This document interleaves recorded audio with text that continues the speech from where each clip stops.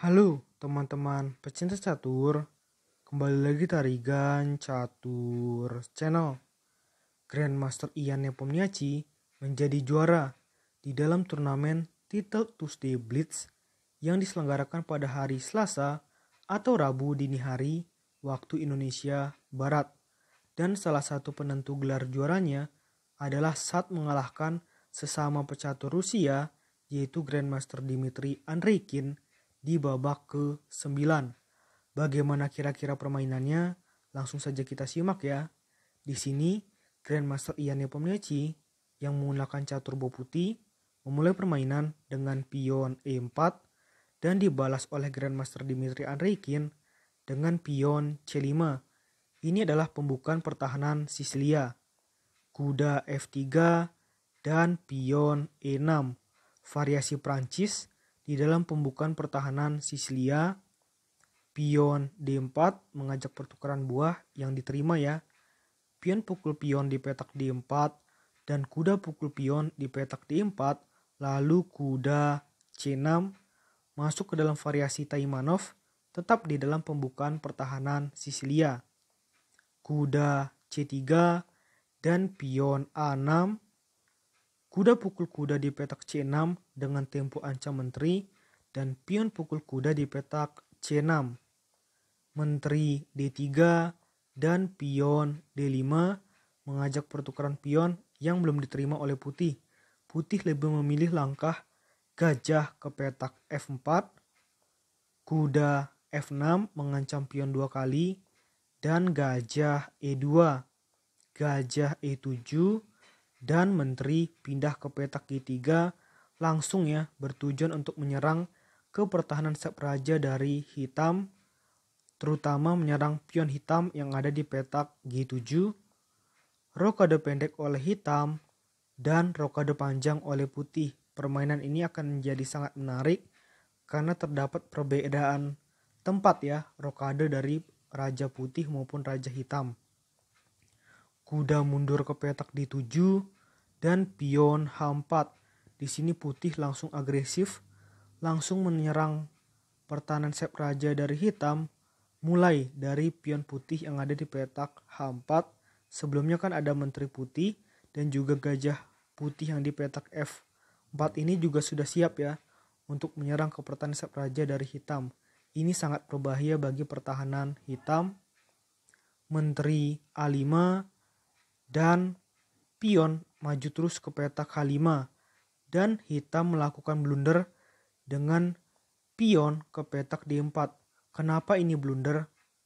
Karena tinggal benteng pukul pion, tetapi sebenarnya hitam punya maksud untuk gajah ke petak F6 yang memang menjadi langkahnya Dmitry Andreikin. Tetapi langkah ini sebenarnya maksudnya baik. Jadi gajah dan menteri hitam sama-sama ingin menyerang kuda putih, tapi sayangnya keinginan dari Dmitry Andreikin tidak sesuai dengan apa yang akan terjadi di papan. Karena di sini Ian Nepomniachtchi punya langkah benteng ke petak A4 yang menggagalkan semua rencana dari hitam. Padahal hitam pengennya kan untuk merusak ya pertahanan sayap menteri, tempat di mana Raja Putih berada, tapi malah menjadi tambah kuat. Jadi langkah tadi, pion ini adalah langkah blunder. Walaupun maksudnya tepat, tapi sebenarnya ada respon dari putih yang bisa menggagalkan itu semua. Makanya menjadi langkah blunder ya. Tadi benteng ancam menteri, menteri pindah ke petak C5 tetap mengancam kuda 2 kali. Tapi putih juga punya langkah benteng ke petak C4. Ancam menteri hitam lagi. Menteri pindah ke petak A5 dan gajah ancam menteri hitam. Di sini menteri hitam sudah tidak punya lagi petak manapun untuk berpindah ya. Semuanya sudah tidak bisa selamat. Maka dari itu hitam hanya bisa melakukan langkah kuda menutup ancaman terhadap menteri hitam. Benteng pukul pion ancam kuda 2 kali. Di sini hitam lebih memilih langkah gajah pukul kuda di petak C3. Menteri pukul gajah, sebenarnya di sini bisa ya menteri pukul menteri, tapi di sini hitam tidak mau. Hitam lebih memilih menteri pukul pion.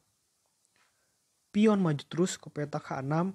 Jika di sini hitam tidak waspada, ada ancaman skakmat di petak G7, maka dari itu di sini hitam harus waspada dan memilih langkah pion ke petak E5. Pion B3 untuk menjaga petak diagonal A1 hingga H8, kuda D7, dan pion pukul pion di petak G7, lalu benteng E8, benteng pukul pion di petak H7. Ini adalah langkah pengorbanan dari putih. Langkah pengorbanan yang dimaksud untuk mendapatkan kemenangan skakmat di dalam beberapa langkah ke depan. Hitam menerima pengorbanan ini ya. Dengan raja pukul benteng, maka di sini putih akan mendapatkan 5 langkah skakmat ke depannya. Dimulai dengan menteri skak di petak H3, raja pukul pion, menteri skak di petak H6, dan raja ke petak G8. Dan di sini putih perlu pengorbanan lagi dengan benteng skak di petak G6. Setelah pion pukul benteng dan gajah ke petak C4 skak. Tepat di posisi seperti ini, Grandmaster Dmitry Andreikin memutuskan untuk menyerah. Karena kalau pertandingan dilanjutkan, tinggal benteng maju ke petak E6 dan setelah gajah pukul benteng, maka skakmat.